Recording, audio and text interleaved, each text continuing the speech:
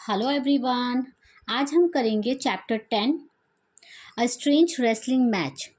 ये a pact with the सन का last chapter है। चलिए स्टार्ट करते हैं। Everybody believe that Vijay Singh the famous wrestler was unbeatable. तो सभी को ऐसा विश्वास था कि विजय सिंह को कभी हराया नहीं जा सकता। अनबीटेबल मीन्स होता है ना हरा पाना। Vijay Singh was a bit boastful at time. Boastful means होता है डींगे मारना। तो जो विजय सिंह है, तो बोस्टफुल मीन्स होता है डींगे मारना या फिर अपनी तारीफ करते रहना। तो विजय सिंह को कैसा था ना, विजय सिंह कभी कभी अपनी बहुत तारीफ या डींगे मारने लगता था। Once he took it upon himself to fight a ghost.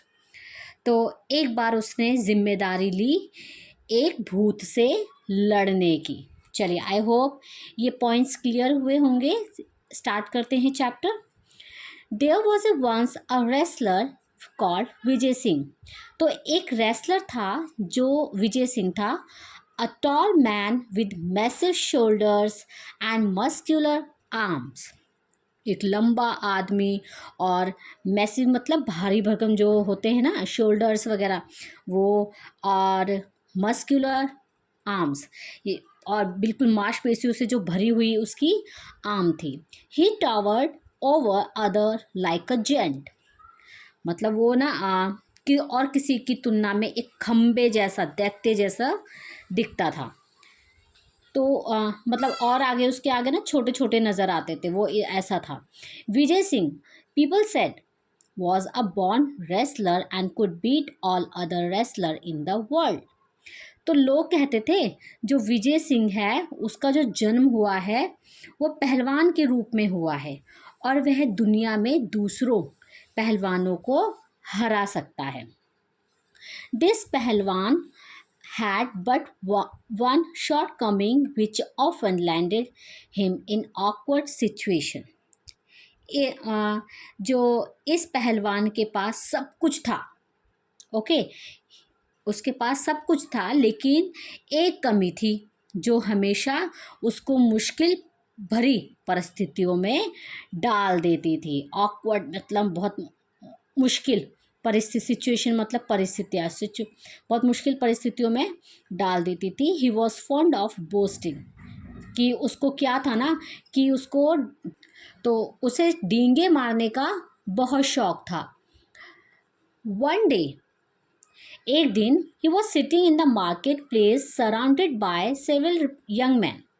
तो एक दिन वह मार्केट में बैठा हुआ था नौजवानों, यंग मैन, नौजवानों से घिरा हुआ। After drinking many glass of water, many glass of milk, तो दूध से भरे कई गिलासों को पीने के बाद ही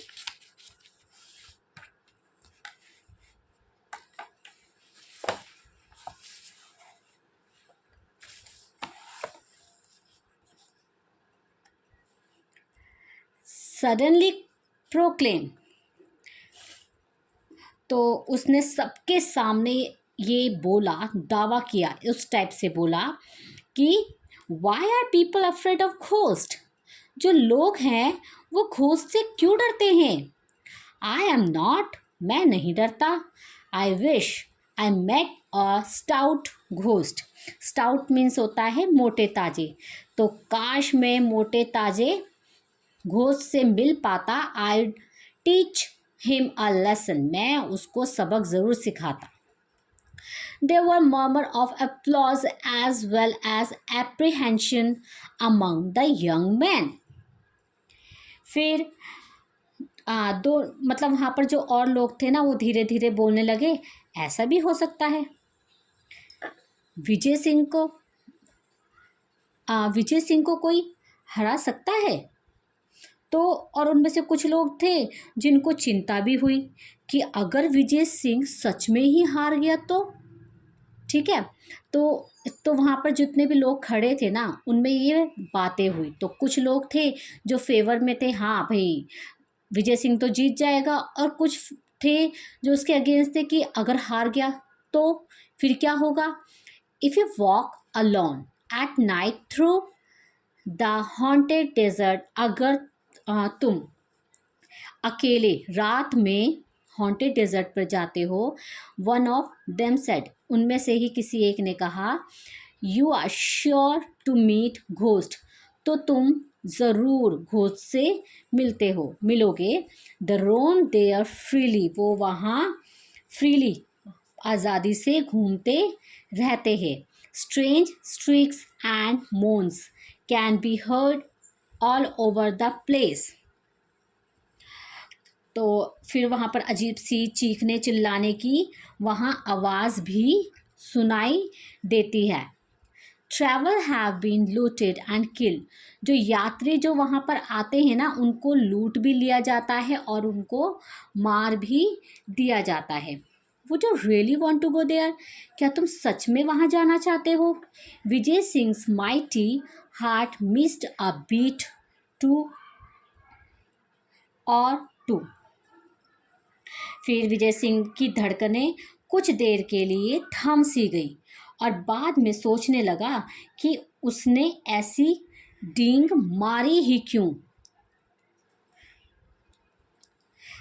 then yes I have heard of the haunted desert, मैंने हॉन्टेड डेजर्ट के बारे में सुना तो है। ही सेड, उसने कहा, नॉन प्लेंटली, उसने ये बोला तो लेकिन उदासीनता से, मतलब कि उसने उदास होकर थोड़ा डर कर उस टाइप से बोला। I think it's just a fairy tale, मुझे लगता है ये बस एक परियों की कहानी है। ओ नो, अरे नहीं, said one of his admirer, तो उसमें से जो बहुत ज़्यादा वो था ना, क्या कहते हैं, क्या, जो तारीफ़ कर रहा था, एडमायरर मतलब तारीफ़, जो उनमें से, जो उन लोगों में से जो उसकी बहुत ज़्यादा तारीफ़ कर रहा था, तो उसने कहा, इट इज़ ट्रू, हाँ ये सच है।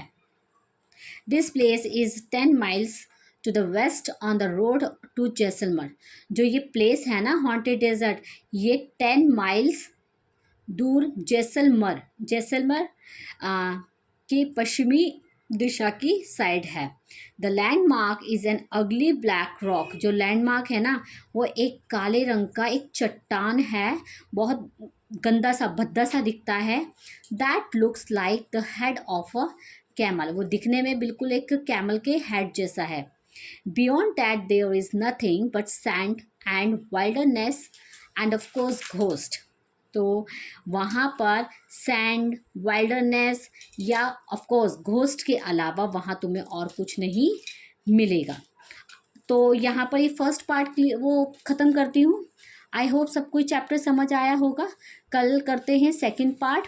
तो प्लीज़ अगर वीडियो पसंद आए तो लाइक, शेयर एंड सब्सक्राइब करने में कंजूसी मत करना प्लीज़। Thank you.